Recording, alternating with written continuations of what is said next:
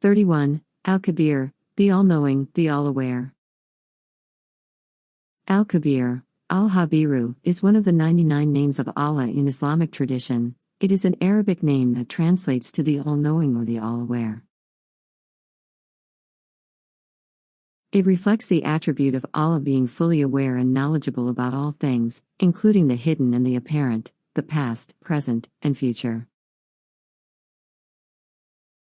This name signifies Allah's comprehensive knowledge and understanding of every aspect of creation, including the thoughts, intentions, and actions of every individual. With His perfect knowledge and wisdom, Allah is aware of every detail and nothing escapes His awareness. Allah's knowledge is not limited by time, space, or perception. He is aware of the past, present, and future, and His knowledge extends to every detail of creation. Allah is Al-Khabir, the knower of reality, the one whose knowledge is comprehensive, knowing the qualities and meanings of all things. He knows and understands the most hidden secrets. He is all-aware and all-acquainted, the one who knows the truth in every situation.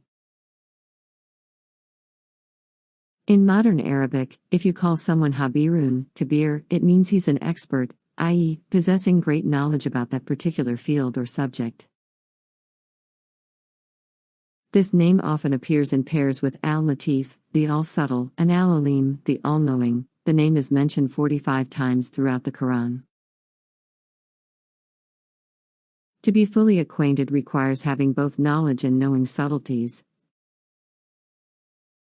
Allah subhanahu wa ta'ala not only knows our actions, but He knows the state of our hearts. He is acquainted with the outwardly and inwardly. O you who have believed, fear Allah. And let every soul look to what it has put forth for tomorrow, and fear Allah. Indeed, Allah is acquainted with what you do. Quran 59:18. Vision perceives Him not, but He perceives all vision, and He is the subtle, the acquainted. Quran 6-103. If you invoke them, they do not hear your supplication, and if they heard, they would not respond to you, and on the day of resurrection they will deny your association. And none can inform you like one acquainted with all matters. Quran 35:14. Indeed, Allah alone has knowledge of the hour and sends down the rain and knows what is in the wombs, and no soul perceives what it will earn tomorrow, and no soul perceives in what land it will die. Indeed, Allah is knowing and acquainted. Quran 31:34.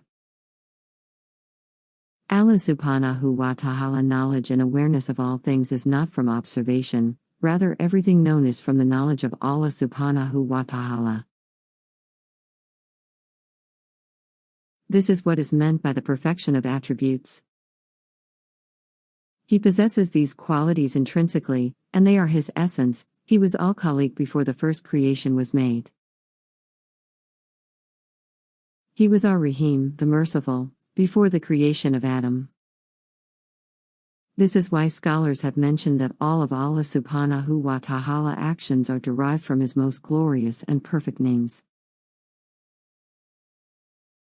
For us, our names are derived from our actions. We have to prove and qualify ourselves to be called honest, trustworthy, or strong.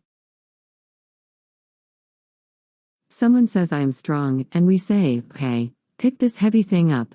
We could infer from their muscles that they are strong, but that's only due to the weight training they had to do first. Whereas the qualities and attributes of Allah subhanahu wa ta'ala just are and always have been, they are eternal and part of His being. The actions which come forth are an effect of having these names. This name spurs the need to examine oneself, or, as Sheikh Tosun Bayrak puts it, to be one's own doctor. Just as Allah subhanahu wa ta'ala is all acquainted, we must ask ourselves if we are aware of what goes in ourselves.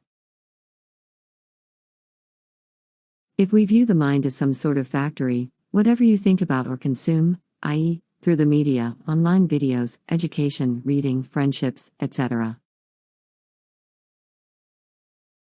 These are all the raw ingredients we're processing through this factory. If all you put in is trash, it would be hard to expect that we'd be manufacturing luxury goods or treasures.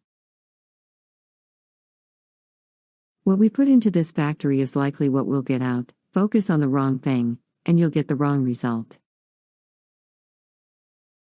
So, this calls for a level of radical honesty to unearth some truth and awareness about oneself. Otherwise, what lies underneath remains hidden. What is it that motivates you? Are you too preoccupied with worldly pursuits? People like to think of themselves favorably and are overconfident in desirable traits, for example, kindness, generosity, intelligence, disciplined, etc. But would the world around you say the same? The brain and body seeks to preserve. Your ego wants to protect you from taking any punches and getting bruised.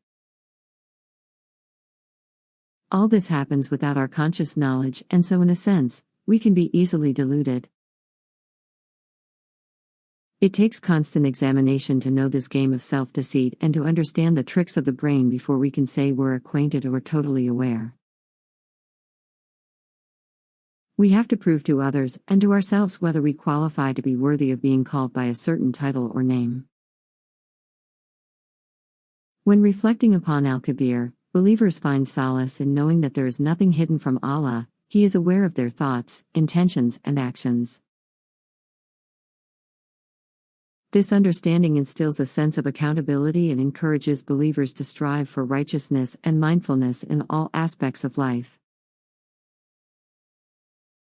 Additionally, recognizing Allah as Al-Khabir also reminds individuals that nothing escapes His knowledge, which can provide a source of comfort and trust. It serves as a reminder that Allah is fully aware of one's struggles, concerns, and achievements, offering guidance and support during challenging times. Furthermore, contemplating upon Al-Khabir can inspire humility and gratitude within believers. Recognizing that Allah's knowledge surpasses human understanding underscores the importance of seeking His guidance and relying on His wisdom in all matters. Overall, the name Al-Khabir captures the all-encompassing knowledge and awareness of Allah. Reflecting upon this name allows believers to deepen their understanding of His attributes and strengthens their connection with Him.